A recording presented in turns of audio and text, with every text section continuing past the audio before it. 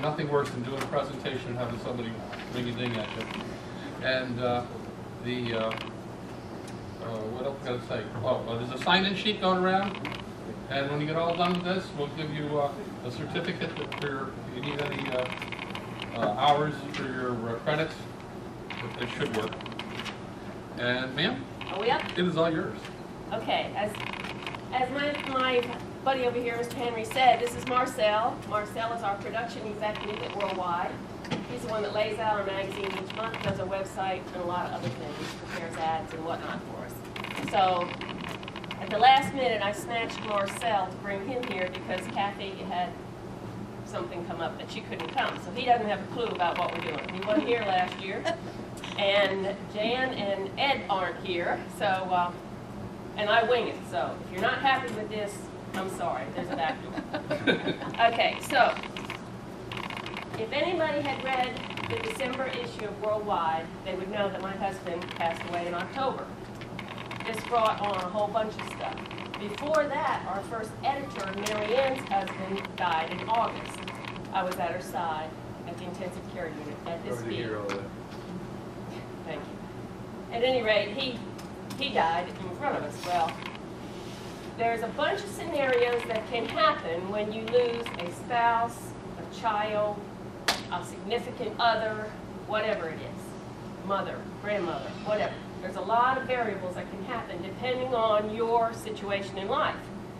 Now, actually, I don't feel like I'm too old. My husband was 83. I am 66. It was not his time to go, but the good thing was he died doing what he wanted to do, and that was in the December issue. If you haven't read it, it is a good story. There's nothing sad in it at all. It's on our website under Archives. Matter of fact, we didn't have a funeral per se. We had a party for him at our house. And we had the liquor, we had the tea, we had the coffee, we had the neighbors come over, we had my son's fire department people came, the office people came, and we had a video running of some nice songs with pictures of him. That's what he would have wanted, and that's what he got, a party. He didn't want anybody crying. You know, it was all good. At any rate, his was an accident. Mary Ann's was, her husband was ill. He was 89 when he died. And so Mary Ann and I are thinking about making a widows club because we find out there's a lot of widows out there all of a sudden. We didn't know that woman lost her husband and this, that, and the other. But anyway, back to our plan. Okay, so here we are. And Marcel lost his dad December 31st. And he was in Germany. So people can be in different places at different times. So his mother's having to do with a lot of things too. And you're going, what the heck has she got to do? This is a sheet. Marcel is playing the dead man. So Marcel is going to lay down here, and all of a sudden, guess what? If I snore quick enough. He just got ripped out of our lives, just like this. He is no longer with us. He just told his wife he was playing this part. He didn't know till this morning he was playing the dead man. Okay. And we borrowed this sheet. Don't tell from where. Hand from in. Okay, so he ripped out of our life. First of all, I don't have any credit cards in my name. Guess what? They all got canceled. Okay? He's gone. I don't have anything. Electric was in his name. Okay, it's not my account. There it goes. This is what happened to Mary Ann. My scenario is a little different since I own the company. Or majority stockholder in the company. I have my own stuff. She didn't have it. You want to get up now? You want to stay down? At any rate, you see that can happen just like that in a second. Or it can be a terminal illness that takes your loved one or your friend or your neighbor or whatever. So Mary Ann's scenario, you'll follow along here, that's where this came from. She prepared this document. Between her situation and my situation, we worked this together because it's very important. It is a checklist. And you can use that checklist, it's on there. And make copies of it, use it. It was in the March issue of Worldwide also. But at any rate, you can have your credit card canceled. If he's primary, this happened to me. American Express Lowe's credit card. Okay? I have American Express cards all over the place. But the American Express Lowe's, he was primary. So therefore, what happened was, I couldn't keep it. I begged him. I said, listen, just let me keep it. They said, no, because he was primary, you're not. You don't keep this card.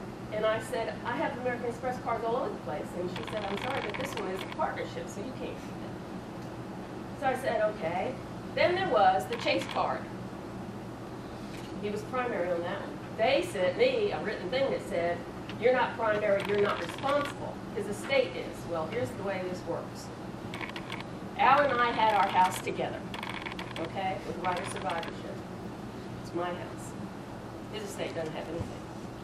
The cars and trucks joint rider survivorship. They're mine. He doesn't have anything in his estate, so I don't know what they're going to go after, because they can't go after the estate. There isn't no estate. It's gone. But anyway, so all of this is very important to remember, because you want to make sure that you have everything in order. If, say, you have a truck, and if you have a significant other or a wife, if you don't, who's going to get that truck or piece of property? The bank. Probably. Well, you know, and that, you know, if you don't have the proper insurances too. Now, luckily, I took out. I have Medicare now. Al had Medicare for years. He was disabled at one point, so he had Medicare forever. And I decided that I was going to take out, and it's Blue Cross Blue Shield first class policy. Okay, I'm not activating for Blue Cross Blue Shield here, but the darn thing works. It picks up everything, deductible, everything. If Medicare's going to pay for the thing, it picks up everything else on that Medicare would pay. So when Al went all through his business, I didn't have to pay anything, nothing. And he even was through hospice, and I just saw the bill on that, and it was like $1,200 for about 3 hours that he was in there. And Medicare paid, and then Blue Cross picked up the difference. So you got to make sure that you have some sort of supplemental policy, even if you have a regular policy that you have deductibles on. You want to have something else. The Social Security stuff that's listed on there, first of all, you can say when you're dead, and you see the, not when you're dead, but when the people are dead. Because you can't repeat us if you're dead. If you go down this list, you'll see religious needs. I had the priest come in and give my husband the last rites. He's not Catholic. I am. But he felt like he was. We prayed at the Sunday dinner table, just the Catholic prayer all the time. So we had the priest come in and give him his last, they don't even call it last rites now. They call it something else. I don't know. I'm from the old school. At any rate, so you want to make sure you have all that in order. What does your loved one really want? Back up a second. Al and I talked for years, and this is extremely important. For years we talked about what if. And he would always tell me, baby, I don't want to be in a chair in a corner drooling. Don't let me live like that.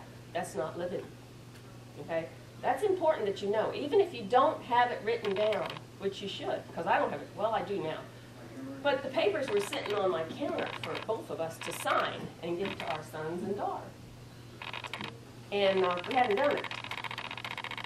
But when Al fell, working with a pole saw, and hit his head on the concrete, he was fine for 2.5 hours.